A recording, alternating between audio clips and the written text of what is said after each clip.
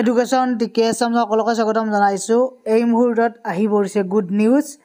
আজি হাইলাকান্দিত যেতিয়া মুখ্যমন্ত্ৰীয়ে তাত উপস্থিত হৈছিল আৰু তাত বৃহৎ ঘোষণা কৰিছে স্পেচিয়েলি আমাৰ যিখিনি ভেঞ্চাৰ শিক্ষানুষ্ঠান আছে আৰু সেই ভেঞ্চাৰ শিক্ষানুষ্ঠানসমূহৰ কাৰণে এইটো সুখৰ খবৰ দিছে যে আগতে যিহেতু আমাৰ 2009-10ত যিখিনি আমাৰ প্ৰাদেশিকীকৰণ নকৰা শিক্ষানুষ্ঠান আছিল তেওঁলোকক 2009-10ৰ পৰা ধৰিছিল। এতিয়া 2013-14 বৰ্ষৰ ডাইচ কোডৰ আধাৰত প্ৰাদেশিকীকৰণ কৰা হ'ব। গতিকে সদৌ অসম অপ্ৰাদেশিকৃত শিক্ষক কৰ্মচাৰী সংস্থাৰ সন্তুষ্টিত প্ৰকাশ।